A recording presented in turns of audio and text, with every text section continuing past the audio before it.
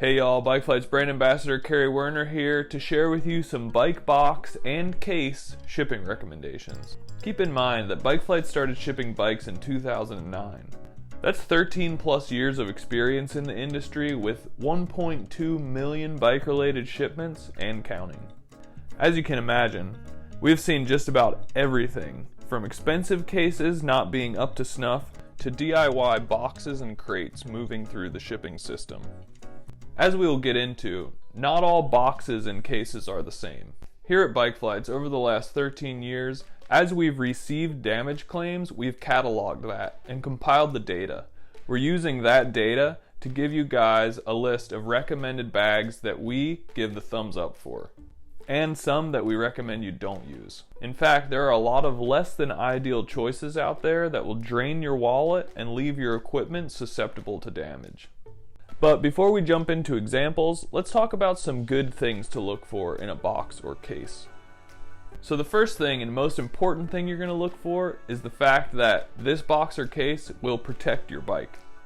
You're definitely going to want padding all around the case. It's a bonus to have padding and special bits for protecting items inside the case, such as foam blocks under the bottom bracket or padded wheel bags. Small padded bags are really nice for storing components and small parts. These are then secured in the bag, preventing these items from damaging each other. Another good thing to look for is that the bag is durable over many shipments. It would be a shame to spend a lot of money on a bag only to have it wear out. Cost is obviously very important. It's great to not have to spend a lot of money, but as we'll look at further into this video, there is definitely a point of entry. And bags priced below the point of entry should receive some extra scrutiny. It's important that you get a bag that allows you to pack your bike easily into and out of. Being able to easily transport your bag is a plus. Some things to look for are removable shoulder straps or carrying handles, as well as wheels, which make the bag easier to push or pull. Maybe you've been told the contrary, but in the business of shipping, size does matter. We're talking specifically about the Goldilocks of sizes. You're going to want a bag that's big enough to fit your bike and padding, but you want it small enough to get the best shipping rates. The trade-off is that with a smaller case, you'll have to disassemble your bike more, and with a larger case, you can get away with less disassembly, but you'll pay for the convenience in the sense that larger cases cost more to ship. Now that we have a better idea of what to look for in a good box or case, let's look at some examples. The Packworks EEP series starts out at around $400 and varies depending on which model you get. This bag is small, it's made of canvas and has a bunch of built-in padding and protection. This bag ships more affordably due to its size, and it has removable shoulder straps and handles for easy carrying. It's available in a few different models to accommodate bikes of different sizes. However, based on our experience, we still recommend that you pad the frame and fork tubes with foam or cardboard sleeves to protect it while shipping. Next up is the Dakine black roller bag. This specific bag runs roughly at $485. We like this bag because it's easy to pack, it folds down into a relatively small size for easy storage. It fits downhill, trail, fat, and 29er MTB bikes, as well as gravel bikes and road bikes. It has wheels on it which makes it easy to roll, and it comes with all the necessary packing materials and padding. The case's construction protects your bike well, and it's priced in the middle of the range for other comparable and approved bike bags or cases. Next up is the brand Evoc. In general, all but one Evoc bag gets the BikeFlights thumbs up approval. The Travel Bag Pro, Travel Bag XL, and BMX Travel Bag are all simplistic in design and functionality. They're convenient to carry with wheels and handles. They protect the bike well from all sides. They fit most XC all-mountain enduro freeride downhill 26, 27.5, 29-inch gravel road and triathlon bikes. They're priced in the middle range with your starting point roughly at $600. However, based on our experience, you're still going to want to protect your frame and fork tubes with foam padding or cardboard sleeves to prevent damage while shipping. While Evoc is a solid choice, there is one bag that you cannot ship with BikeFlights, and that's the Evoc Road Bike Bag Pro, because it exceeds the maximum allowed size for shipping. Let's look at some reasons why we do not recommend shipping your bike in some cases.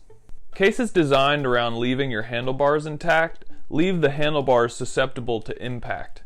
This can cause damage in itself. Keep an eye out for cases that store your wheels in close proximity to the frame with little or no padding. This can lead to cosmetic or worse structural damage. Also, look for alternatives to cases with caster wheels. These caster wheels tend to get damaged during transit.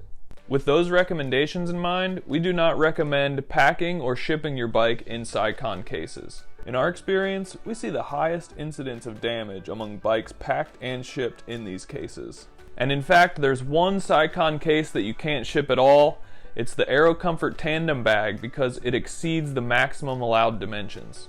This may not be a surprise, but many of the bike storage or travel bags sold on Amazon are not options that we recommend.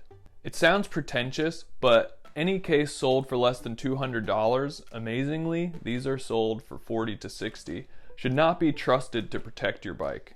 Taking a look at these bags, you'll see that there is absolutely no foam padding, and they're literally just bags that you put your bike in. Finally, we don't recommend going the DIY route and making your own boxer case to ship your bike in. While making your own stuff is cool, it just doesn't work out for making your own bike box or case. You'd be surprised how many damage claims come through for bikes packed and shipped in DIY containers like homemade bags and wooden crates. The reality is that to make a DIY crate sturdy enough for shipping, you often end up with a container that exceeds the weight limit for shipments moving through the carrier system. DIY wooden crates are notorious for exceeding allowed weight and often dimensional limits, which can result in penalty fees of more than $1,000. The BikeFlights.com website is a great resource for this. There will be a link in the video description for our cardboard shipping boxes, as well as some other cases we stand behind, like the budget-friendly hard cases made by B&W. These are good for road, cross, gravel, and very small mountain bikes. Lastly, if you've ever asked to borrow a bike from a bike shop or an old timer, you'd no doubt run across the Trico iron case. These things have been around for a while, and for good reason. They simply work.